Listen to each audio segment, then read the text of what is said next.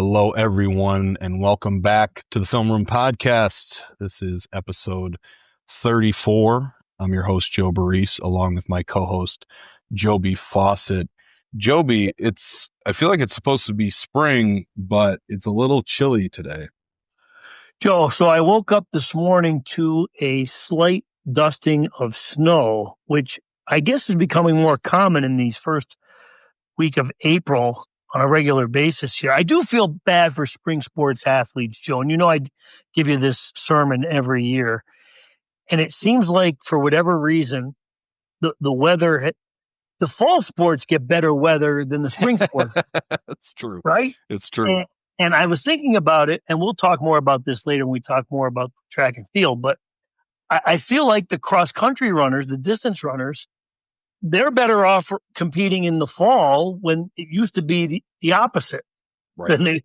Where they would be looking forward to the spring to compete in those long-distance races under much better weather conditions, but it's been the complete opposite. But listen, a lot of the sports are going to battle this week. I know temperatures are going to be very cold, and they'll just have to adjust, but certainly the spring sports teams have gotten off to great starts.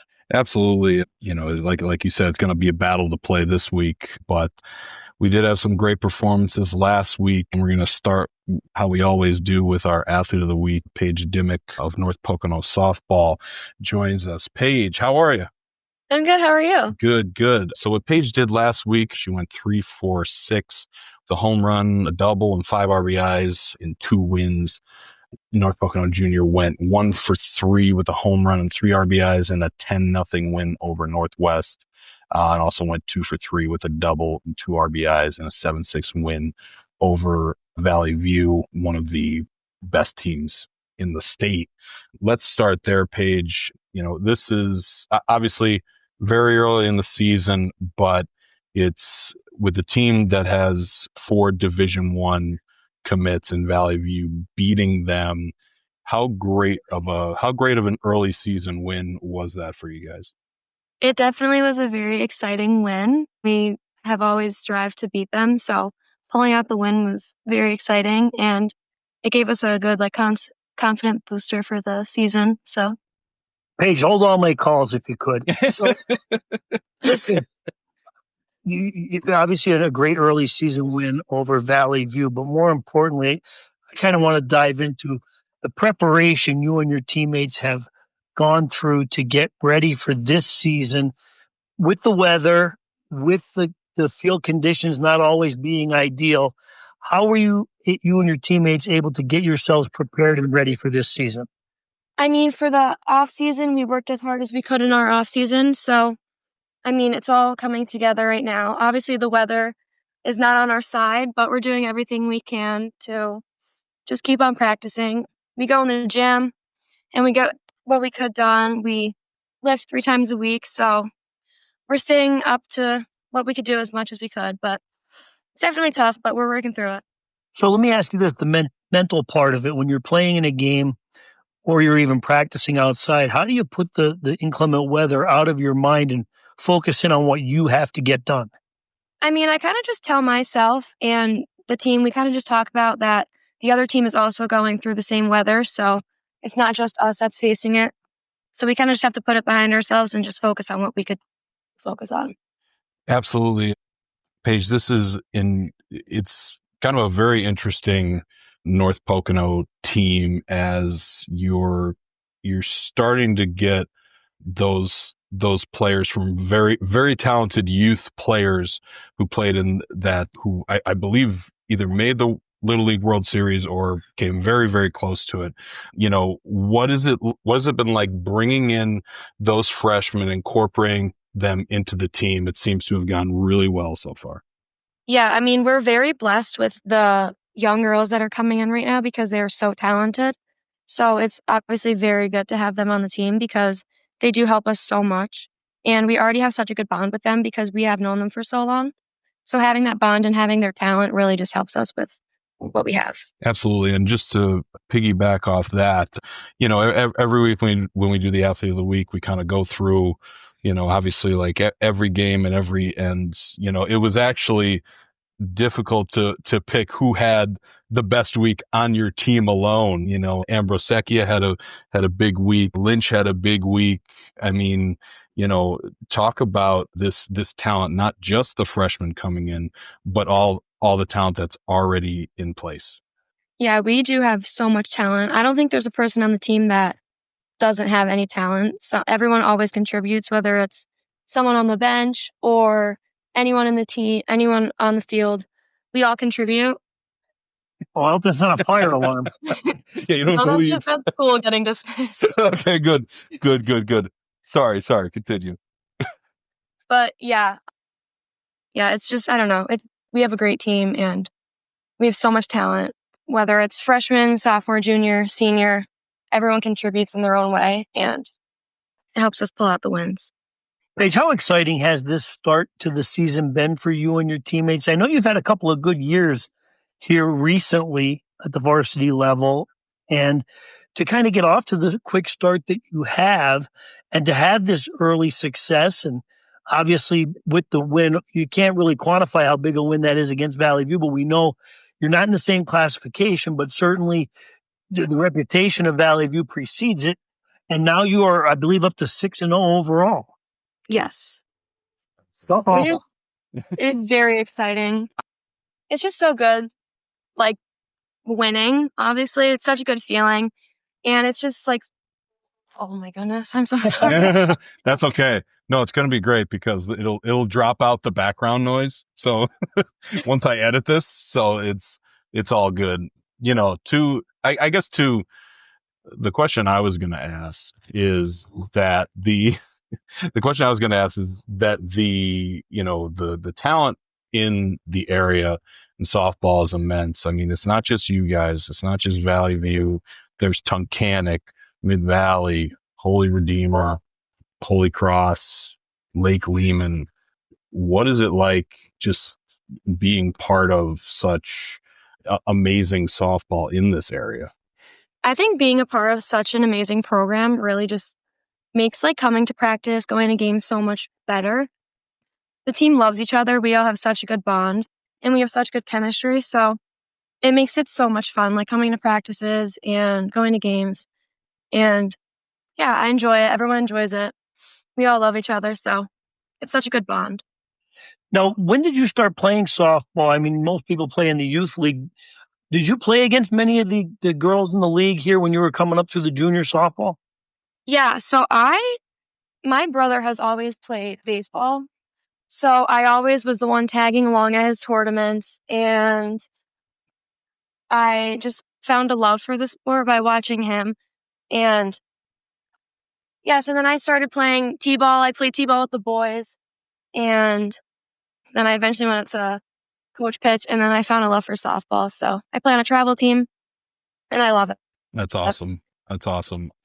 Do you have you're a junior now. Do you have any plans for after high school yet?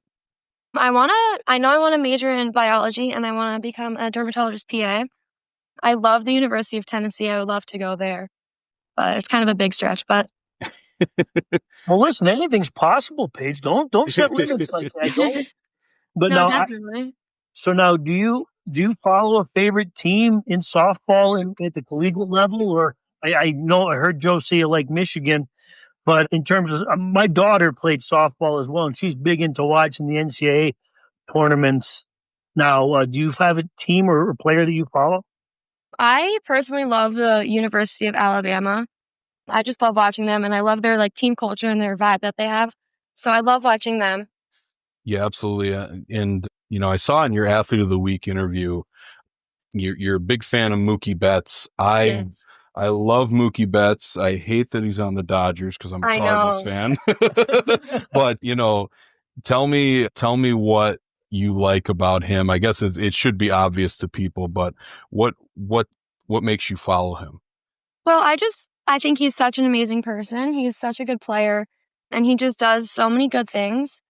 Like just for anyone, like he always donates to like people, and he's just such a good person. He has such a good family, and obviously he's such a good baseball player. So I love watching him and trying to mock what he does on the field. Absolutely. The Dodgers are in first place, right, Joey? Yeah, I mean, they're never going to lose again. I think they finally lost. They're just, I don't know. They're probably going to trade for some great player at the.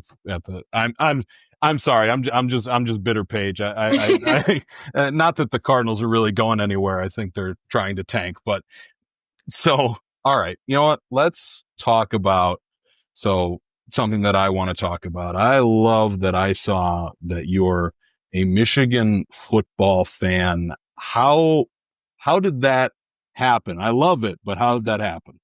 My brother and dad they've always been Michigan fans. So growing up in the household, I just became one myself. But we're not Penn State people. We really don't like Penn State at all. You have a great fan. I might get some hate for that. But. Yeah, you have that's a dangerous great talk on this podcast. Yeah, I would say like 75% have been like Penn State fans of our guests. Yeah, that's definitely not me. I love it. It is great. I mean, my favorite thing about this year is that Ohio State could win all the national championships they want. They still can't beat us. Right. Michigan still comes out on top. Exactly. They hand out a trophy for that at the end, Joe. They did. Listen, there's a Twitter account dedicated to Ohio State football hasn't beaten Michigan in 1,200 and whatever days. It's the greatest Twitter account out there. But Paige, just out of curiosity, I'm also a Duke basketball fan, so I'm still licking my wounds. I know that was a tough loss. Yeah. Have you had any interest in the March Madness? I was really following UConn this year. I really liked their team in women, and like I said, the Duke. But any interest? And did you fill out any brackets, anything like that? Yeah, I filled out a bunch of brackets. My school, we do like a big school-wide bracket. Oh, nice. And my bracket was perfect until I don't remember what team lost. Someone lost, and it completely blew up my bracket. Oh, man. Yeah, I have Florida going all the way through. So okay, so there you go. So you and I have something in common. I also picked Florida to win the national championship. How about that? That's fantastic. Wow. So, Paige, listen, I have to ask you this question because clearly you guys are having a fantastic year in softball. But at North Pocono, there are some really outstanding athletes this year in that building, especially in the girls' sports. We go back to girls' volleyball, how outstanding a season that team had. Girls' basketball, Ella Clementoni had a great season. During the course of the spring sports season, of course, you're having a great season. A couple of your teammates as well. Caitlin Kravitz from North Pocono on track and field is outstanding. How neat is it? What's the excitement like throughout the building with all this competitive spirit that kind of reigns supreme in female athletics at North Pocono? I mean, our school spirit is so good. We have such a good program and staff, and it's always such a positive vibe here. But seeing everyone succeed and do what they love and being good at it, it's such a good environment. And coming to school and seeing everyone in their North Pocono apparel and all that, it's such a good environment. Yeah, and for it's funny because listen, I want to tell our listeners out there that like I said, once I edit this, all the background noise is going to be gone. But just know that Paige has been an absolute superstar on this podcast, battling phones ringing, alarms going off in the background, and is absolutely pulled through. But in all seriousness, I found it very interesting, the mental part of your game in softball, how important it is to you. How, just tell the listeners kind of about the importance of the mental part of your game and kind of how you work through at bats and slumps and things like that. Yeah, definitely. I think softball is 80% mental, 20% on the field, what you could do. It's so easy to get into your head. And once you're in your head, it's so hard to get out. But there's always a way out. I think just staying confident and doing what you can do and only changing things that you can change is what helps. Getting in the box, if you strike out, you strike out. You go back in, go into the field and do what you can do. You pick yourself up. But yeah, it's so hard. It's so easy to get into your head, and then getting out is so hard. But we all work through it. We all support each other. And I think that's another thing, the support that we have with the team and the coaches behind us, that also is such a good value. But yeah. Paige, so listen, clearly a win over Valley View is huge for your team confidence and your individual confidence. But I just been talking with you here, I could tell because you're talking a lot about the mental part of it. I'm sure you and your teammates, while excited, put that win behind you as quickly as you possibly could, because this is a long season. You really have to maintain that high level of play throughout the course of what ends up being a very challenging sport, especially if you get these postponements and games start to get backed up. So how quickly did you put it behind yourselves, and how now have you kind of gotten yourselves refocused for what's ahead? I mean, after every game in the huddle, we obviously celebrate. And then once we're done celebrating, our coach says, okay, what are we now? And we all say we're 0-0. So no matter if we win, we're still 0-0. So I think that's a good thing, because you can't harp on your win and then you can't get cocky and go into another game, because then you might be too cocky and then lose. So I think it's so good that we just drop it. It obviously was such a good win, but then you just drop it and move on to the next one. Absolutely. I think that's all I have. Joby, you have anything else for Paige? No, Paige, you have been really a trooper here. There's no question about that. Congratulations on being named our Athlete of the Week. Now, I know you have several big games coming up. You'll have a rematch with Valley View later on in the year. Yeah. So I want to wish you and your teammates the best of luck moving forward, all right? Thank you so much. Thanks, Paige. Go Blue. All right, that was our Athlete of the Week, Paige Dymek from North Pocono softball. Again, Joby, it's going to be, this softball season, the softball's just been so good. There's so many great teams in this area. I'll be very excited to see how far they could go. Again, that's in the future. We're only in early April here, but I'll be very interested to see how these teams develop, grow.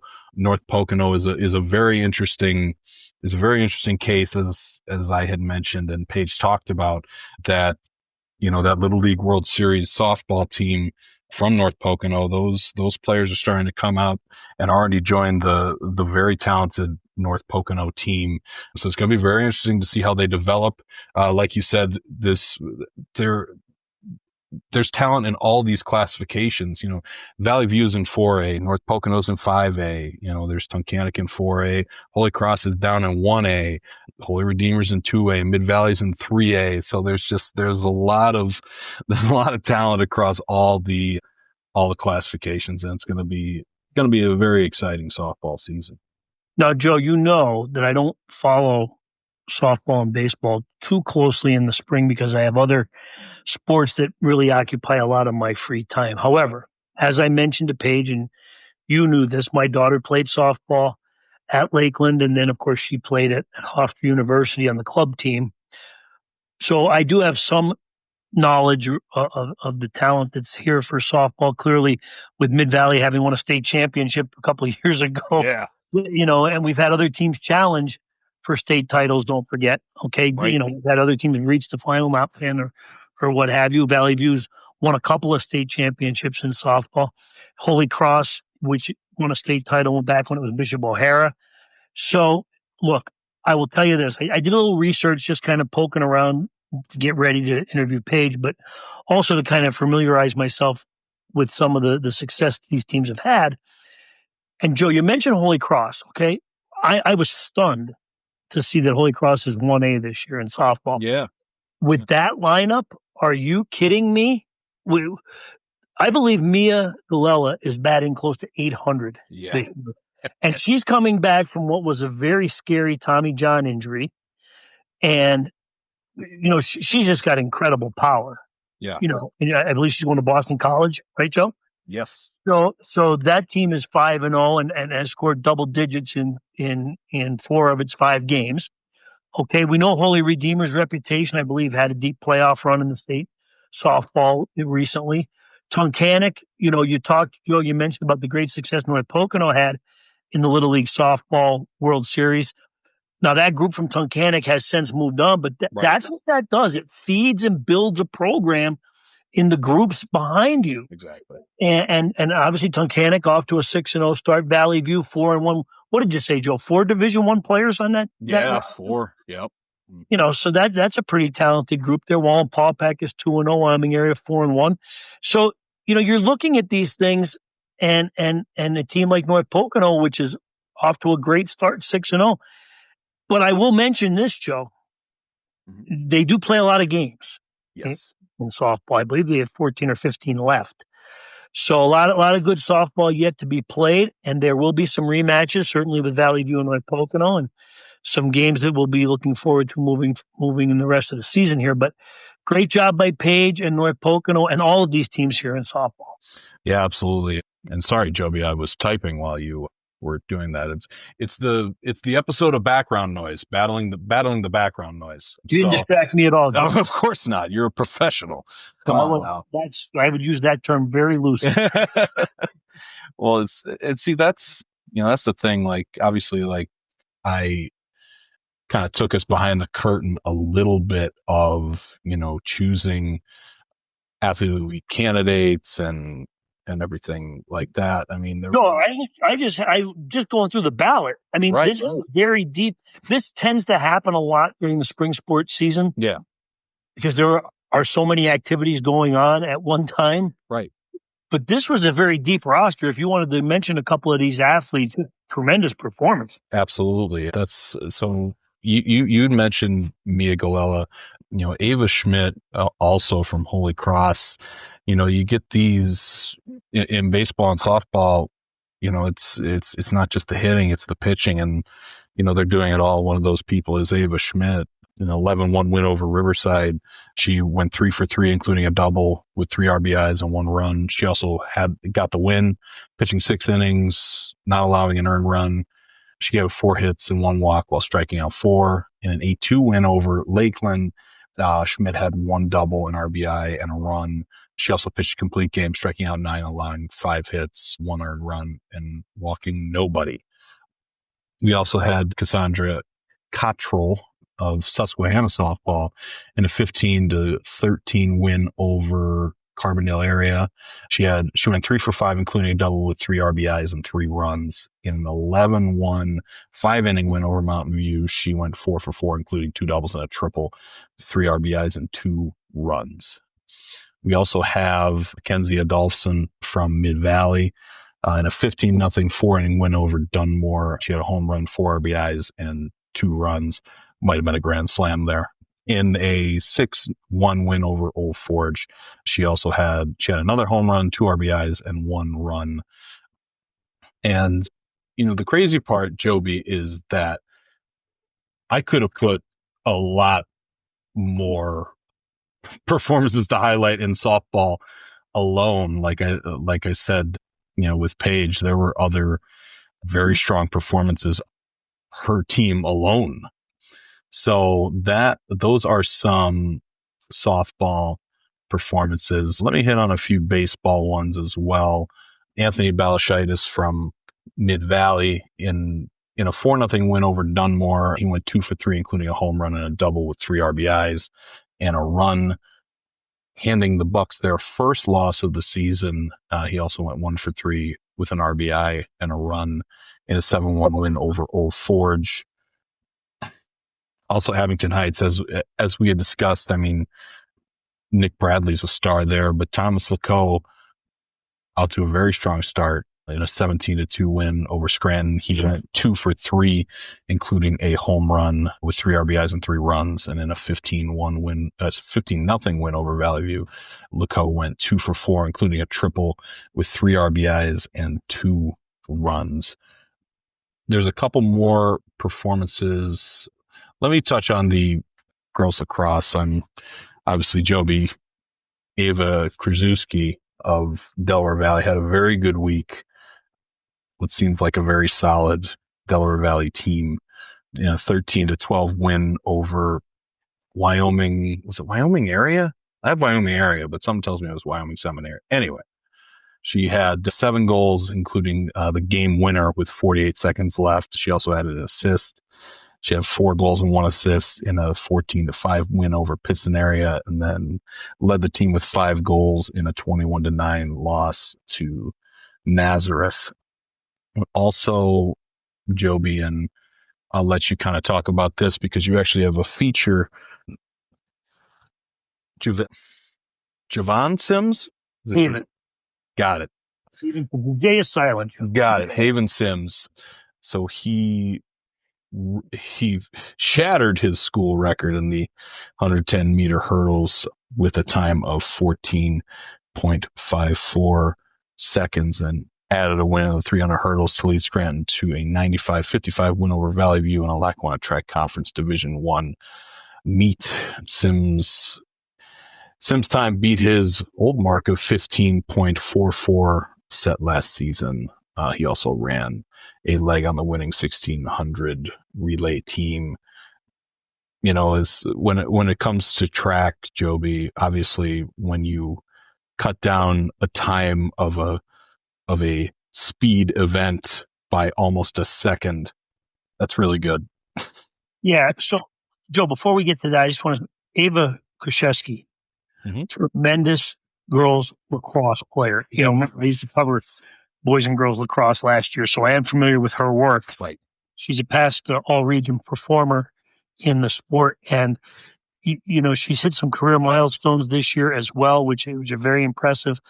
But for me, what sticks out there is the 5 goals she had against Nazareth. Nazareth's a very good opponent from District 11 in girls lacrosse, so she tends to have some really good, outstanding offensive performances, even against the most challenging opponents. So congratulations to her.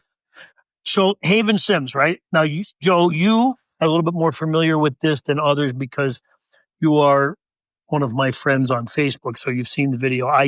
There is evidence out there for people, if they work hard enough to look for it, that will prove that I used to run track and field at one time in my life. Yeah. Okay. And as I mentioned to Jhaven, who was not familiar with my history, that the 110-meter hurdles, and why should he, Joe? He's only about 40 years younger than me. But that I mentioned to him that the 110-meter hurdles is my favorite event in track and field. If we had to run one race 4 or 5 times in a meet, it would be that one for me because I just love that event. Throughout the spring sports season, people call me a little crazy. You know, you like Michigan football. I like to watch the NCAA Outdoor Track and Field Championship. Yeah. You're going to sit down with a Kool-Aid and a bag of chips, watch the NCAA men's basketball tournament tonight. I like to watch the SEC championships in track and field. Okay. Yeah. I like to watch the Olympics. I like that stuff because that's the sport I really love. Okay. So I want to say this about, you mentioned the record. Okay. Yep. So in the hurdles, once you really kind of master the technique of getting 3 steps in between each of the barriers, it really then becomes a matter of you kind of transferring your speed into that technique. And he has now done that. Okay. And he's taken that next step because while it does stick out glaringly that he went from 15.44 seconds to 14.54 seconds, that means he's gotten the technique down more than he has, kind of worked his speed into it. Okay. So that can happen, but he's really in a good spot here now. Early in the season, if he averages his times for the rest of the way between that 14.54 and that 15.44, and he starts to peak at the end of the year for districts and states, he can really have a rewarding postseason. Now, there's a lot of challenges that are ahead of him and moving forward, but this is certainly a terrific performance by him.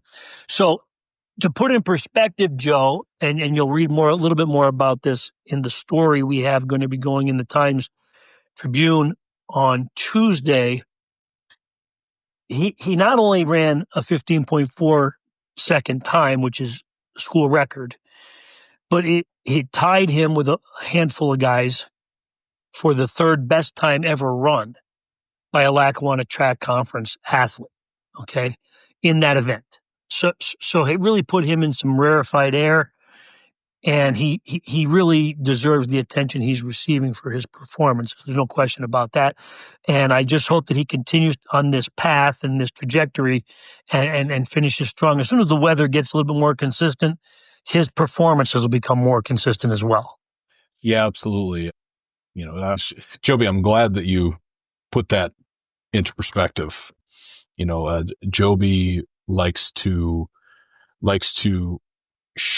always share his very famous loss in the 100 hurdles. Listen, Joe, I gotta bust you. Nobody celebrates a second place for the like me. Listen, when you're running against Kadri, was it? That's correct. Yeah, when you're running against Kadri Ishmael, I mean, I would celebrate it too all the time. Joe, I often, I had the chance at the state track and field championships a couple of years ago to kind of reminisce with Kadri and his brother, Radib, about our great rivalry that we had during our high school years. And just seeing them again and kind of hanging out with them for a little while, it brought back such great memories. But it also brought back the reality that I really wasn't as talented as I thought I was. And you look, Kadri played in the Super Bowl. He was a Super Bowl champion.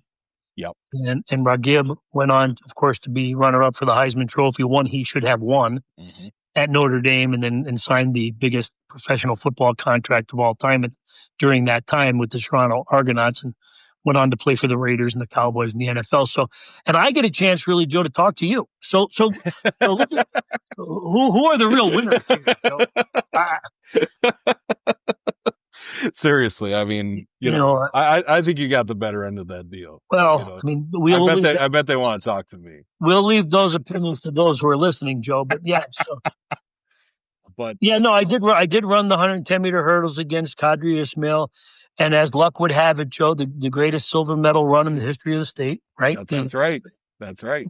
Anytime you want to lose, you always want to lose to a record breaker, and he was the state record holder for quite some time in that event. Timing is everything, Joe, as they say. Timing is everything, exactly. So that and I was vertically challenged. One of the great comedic things of that year, my senior year, was when back then they awarded 6 medals in the finals of track and field. Okay. Mm-hmm. And in a weird twist of fate, I had to run the 110-meter hurdles, and the way that the procedure works at Shippensburg is you run the final race, right? Yeah. And because there's the 2A boys, the 3A boys, but before us are the 2A girls and the 3A girls races, okay? Yeah. And in order to keep a very workmanlike procedure of awarding the medals to those who have just run, they have a couple of officials who grab you by the arm. And they say, okay, get under the tent. You have to sit down. We're going to go over the list. And they tell everybody what place they finished and what step on the podium they have to go behind. And then they're going to be awarded their medals. Okay. So it's a very quick transition from finishing your race, getting over to the seat, and then getting on the medal stand. All right. Yep. I had the misfortune of running the 110-meter hurdles. And as I'm sitting under the tent with these officials kind of guarding you so you don't leave the area and you get lost, they are going over the loudspeaker calling my name because I had to go run the 100-meter dash, which is a very unusual double to try to pull at the state level. Okay. My God. So everyone from the 2A boys 100-meter dash are in front of their blocks. In the meantime, I'm under the tent. So I have to jog to the starting line because they're calling my name. They have to hold up the medal ceremony for the 2A hurdles race. I run the 100-meter dash. I should have stopped halfway. That's how embarrassing it was, because I really only cared about winning that silver medal in the hurdles, right? Right. That's all I had worked for the whole year. And it was, I wanted to have a good race and a good performance. And fortunately, I did win a medal in the 100 as well. I don't know how, but I did. What'd you finish? Where'd you finish? I finished 6th, but had I run a better time, like if I had run the time I ran in the semis, I probably would have gotten 4th. Okay. Gotcha. Again, 2 guys from District 2, Rocket Ismail and Mike Didrose, would have beaten me there too. So anyway, to make a short story very long, one of the really funny parts about the medal ceremony was, so I'm in second place, okay? Yep. And Joe, the way those podiums are, they give you a little bit more elevation for every place that you finish. So it comes to a pyramid to the number one. Of course. And I'll have to show you the photo one day. I'm in the second highest step, okay, being finishing second. The athlete who finished sixth now is on the lowest step, which is essentially a couple of inches off the ground. Right. Is still taller than me. Oh my gosh. So me, my glaring 5'7" tall with my heels on. Oh You know, because truthfully, Joe, if you're running the 110-meter hurdles, generally you need to be over 6 feet tall. You don't. It's not a requirement, sure. but to compete at that level, the state level, you want to be a little bit taller than 5'7". Okay, of course. And see, so not only am I the shortest person in the race standing on flat ground, I was the shortest person in the race standing even when I was elevated on the awards podium. So yeah, that's the funny stories about that track and field day way back when, about 37 years ago. So that's awesome. That's awesome. Now, Joby, did you think you could beat Kadri going into that race? So people often ask me these questions because, to me, in my mind, I never had any inkling I could never beat Rocket. He was just he was in a different stratosphere in terms of speed. He was something nobody around here and at the time in the state had ever seen. Sure. So in the hurdles, and Kadri would agree, that was about as close as I could get to beating him without something where, he might have had to have some sort of technical issue throughout the hurdles. I mean, he's 6'3". Yes. Yes, exactly. But we were very close the whole year in our times. Yeah. Okay. Head to head, he was just better. He was just faster. I mean, I never have had any problem saying, listen, I went against the best. Exactly. He went on to win the national championship that year in the high school. So finishing second to him is not anything that I'm ashamed of, but of course, any athlete wants to believe that he could win in that circumstance. Joe, we often talk about with the wrestlers here about Vision Quest being the big movie of the mid 80s. You have to remember, as an athlete in my situation there, where you're kind of going against the odds, we were all very inspired by Rocky IV. You can picture Sylvester Stallone in those training sessions in Russia where you kind of dream about, hey, maybe I could, if I do this and I focus as like Rocky Balboa did in the running up mountains and those sorts of things, maybe you could pull off this amazing upset, but I was not able to do that. But no, I mean, obviously you believe you can do it, but I was, like I said, nobody's ever celebrated a silver medal quite as much as I have. Well, Joby, like what I'll say is, I guess the interesting point of like what you were saying, and to all those out there who haven't seen the race, it was very close. I mean, very close as a stretch, but it was close. But Joe, the one thing you could do, if anyone's ever seen it, and you have seen the race, people need to put into perspective just how far 0.2 of a second really is. True. That's true. What I'll say. True. That is fair. So if I love these track coaches who often they'll call in a time and they'll be, okay, so the winner was 11.3 and the second place was 11.4. Well, really? You better have been pretty close. Exactly. It was 11.3 and 11.4. Exactly. But yeah, it was a close race in terms of I guess for a little while, is what I like to say. 8 hurdles, I like to say. Right. There's 10 in the race, though. It's true. It's true. So, yeah, I guess the interesting thing that I always found interesting, kind of like looking back on high school and even going back to grade school, I was an 8th grade star, Joby, as you know. 1,400 points, right? That's right, 1,464, but who's counting? But I hate that I know that. But so it's, obviously, and you covered Nico Frashoni, and like he was like, we all go to these Catholic schools, and then you kind of come together as one once you get to high school. obviously. And, I just, it's funny that in between phase of like 8th grade to freshman, it's just like, you just think in your head of just like, I'm better than that guy, better than Nico Frashoni. And that's a hilarious statement now, because obviously he went on to play Division I basketball at Arizona State alongside James Harden. Mm-hmm.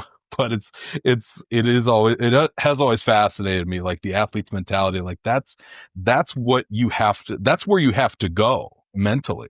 You have to believe in yourself, no matter who it ends up being. Now, I had since played Nico Frashoni one-on-one and been like, this isn't good. But, early in my high school career. But yeah, I've kind of, that's always been like a fascinating thing of like, if you're looking at it from the outside, it's just like, well, he can't beat him. He can't live up to him. It reminds me too of like the Survive and Advance 30 for 30 about the NC State basketball team and Derek Wittenberg being like, yeah, at the time, like, we play Michael Jordan. I'd be like, I'm better than that guy. I'm going to shut him down. And it's just like, obviously Derek Wittenberg wasn't better than Michael Jordan, but it's just, I've always found that interesting. Like the mentality of like an athlete to get in that, at least in the headspace, to be like, I am as good as you. And, or we as a team, we could beat you, we could pull it together. And in that situation, of you just going toe to toe with an all-time area athlete, it's just, I don't know. I've just always found that kind of fascinating. Joe, I often reflect back as we kind of once again tie in movies with our podcast. Oh yeah. I always used to kind of replay over my mind Adrian yelling down to Rocky, "You can't win, Rocky." Can't win. Yeah. She was wrong, but in my life, she was right. So, oh man, that's funny. That's funny.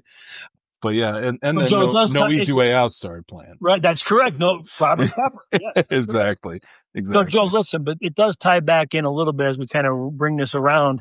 Is Paige Dymek and North Pocono? Let's be honest. I mean, while a very good team in its own right, kind of faced a similar scenario when you go up against Valley View and all of that talent, and it does seem like one of those things where it's you're a team or a player going up against these incredible odds, and you come away with a very emotional win. Now, when you do it in that setting, mid-season, you still have to focus in on what's ahead. You can't kind of rest your laurel on that, but certainly it is a highlight for these young players. And I imagine if you look, those players look back on it, they'll say someday down the road, a similar type scenario where they say, look, we played against Valley View, which was considered the best team in the state at the time we played them. And, we scratched out this 7-6 win. And, right. That's what high school sports is all about. And we have an opportunity to look back on what it meant to us as athletes. And that's a good thing too. And so,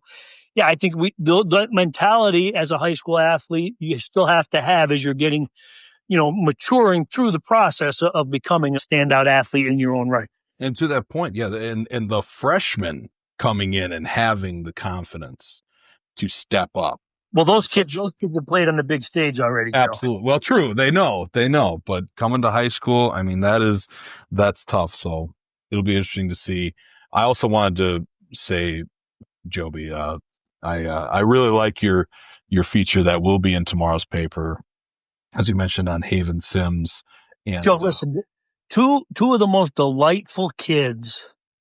I know I'm not going to have her first name right, but her name is Naya. Yes. And Jhaven Sims.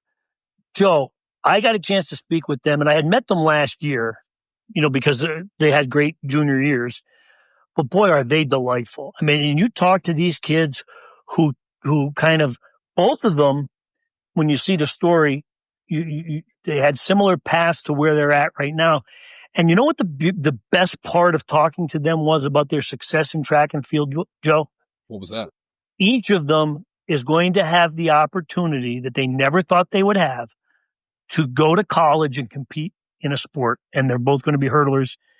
Jhaven Sims at Westchester, and Anaya at East Stroudsburg University. So those are the stories that make me feel great about high school athletics. And because, Joe, we're in some tumultuous times with collegiate athletics right now. We're going through this transition with the NIL and transfer portals and all these things. Mm-hmm. But you hear it in their voices when you speak with them and you meet them, just how great it feels for them to have an opportunity to get a college education in their chosen fields through track and field. And it's just worked out great for them.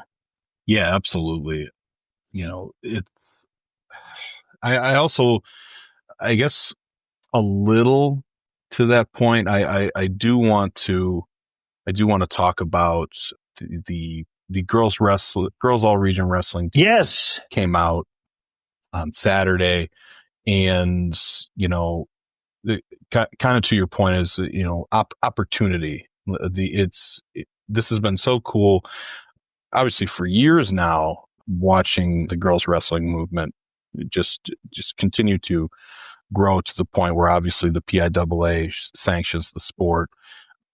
But the cool part about some of the honorees this year, I do want to start with my coach of the year, Evan Bates of Delaware Valley.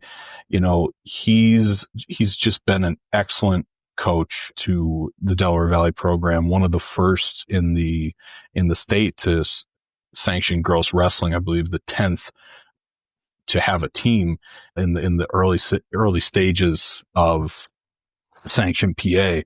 And he's just been a great coach to these girls. He's continued to grow the program. Delaware Valley had a fantastic season, ended up being the district champion, won the Battle on the Delaware tournament, had 3 district champions and a district runner-up, had the wrestler of the year, Kate Pryor, just a fantastic season for her. Juliet Fitzpatrick, a 2-time all-region selection, and also Emily Smith, a 2-time all-region selection. Also, we've got Sage Olver on the team, who, as I've mentioned, she was the girls wrestler of the year last year, battled injury to get a state medal. Jaden Mikulak from Honesdale as well. She's won at least a state medal before the PIAA sanctioned the sport. So it's just really cool to see and to really have the opportunity to honor these girls who were trailblazers in the sport, and now they get to showcase it on the state level with the PIAA backing.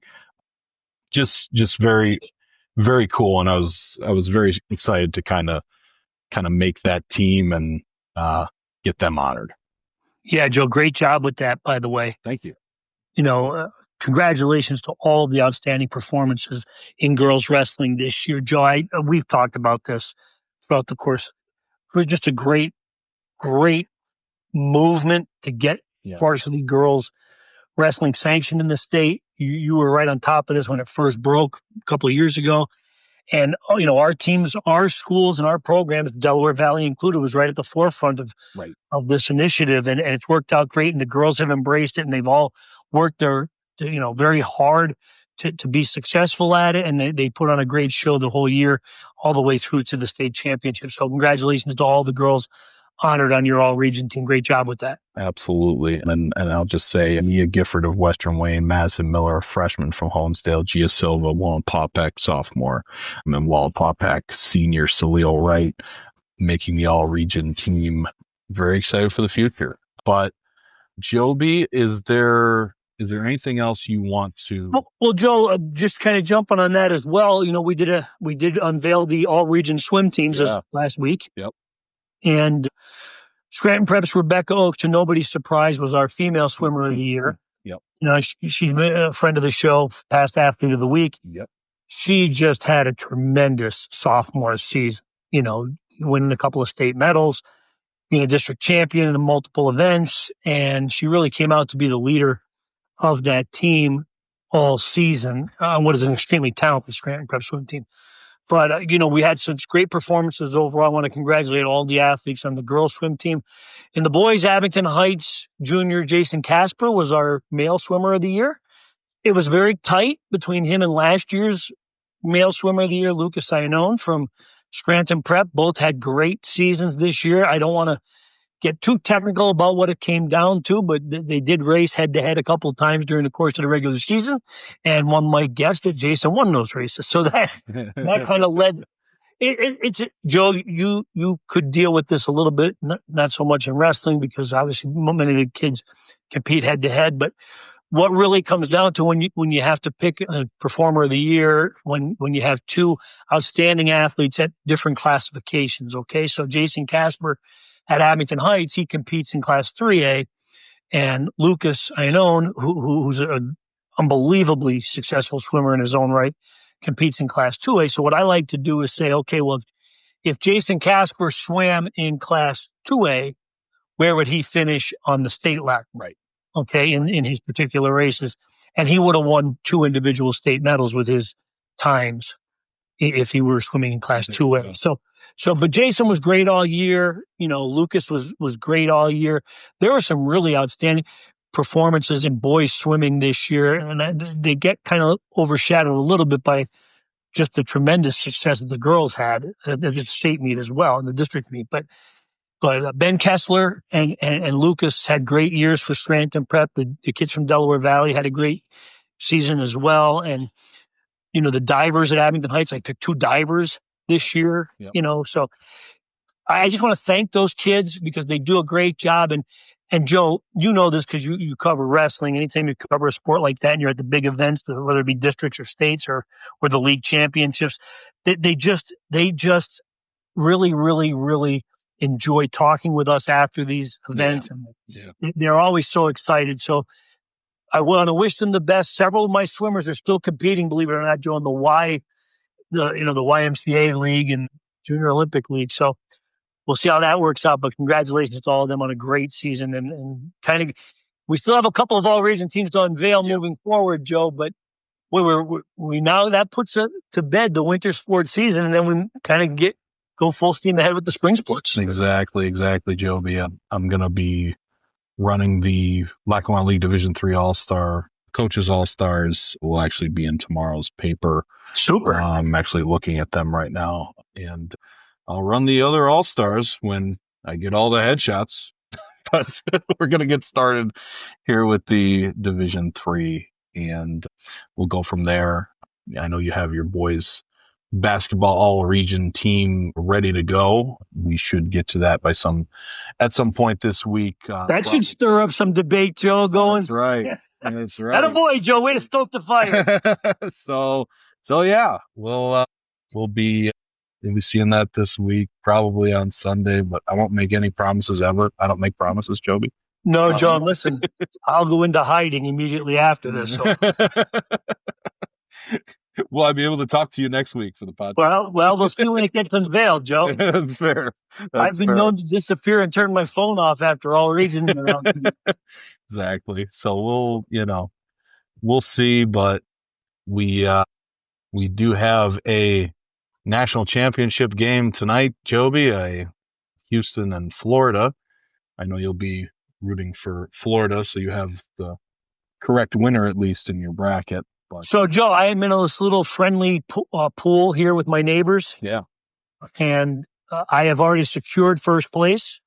Excellent. I had all four Final Four teams correct. I had Florida playing your Dukies in the final. But, Joe, I'll tell you what. The Duke Blue Devils looked an awful lot. They shot the ball an awful lot like I used to shoot the ball in pickup games in high school during gym class. That was a disaster, Joby. A lot of cinder blocks going up, Joe. My goodness. I didn't realize they were the Masons. It's one of those situations where, it snowballed. And it's just like at any point, like if they just did like one thing, they won that game, and they just did nothing. Yeah, Joe, they needed to score more points. That's usually the objective. Yeah. No, they didn't. And it was disappointing, but, But I will be rooting for Florida tonight, Joe. Now, being a North Carolina fan, as you know, I'm not too heartbroken over Duke not making it. I kind of took a big chance on taking Duke. Maybe I jinxed them for you. Yeah. Well, I appreciate that, Joby. I'm sure you do. You'll enjoy the game tonight anyway, Joe. You're a big basketball guru, right? Exactly. So I'll be watching the game. Congratulations to the UConn Huskies on the women's. What a great performance yesterday, Joe. Oh, my goodness. What a team. Holy cow. So happy for Paige Beckers getting that title. And Joe, any player who has to go through the injury, right, adversity she had faced after being the Women's Player of the Year as a freshman, feel great for her. Absolutely. You have to. It's great to see. Now off to the WNBA. Right. Season's going to be starting pretty soon too. That's the draft. I think it's Monday. Yep.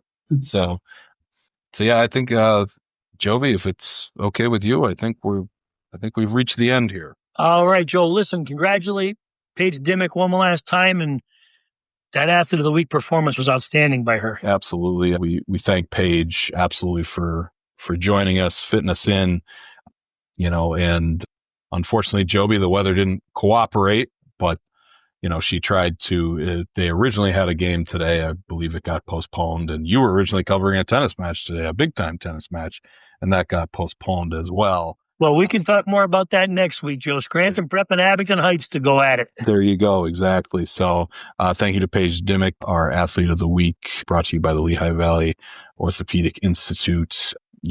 Follow along as always. We're on Twitter at SportsTT. You can follow Joby's Facebook page, Joby Fawcett, the Times-Tribune Sports on Facebook as well, and on Instagram. Plenty of stuff going on there, and pick up a paper. Absolutely. Yeah, there's some good end of the year winter sports stuff. Our colleague Jared has done some excellent presentations, so don't miss any of that. And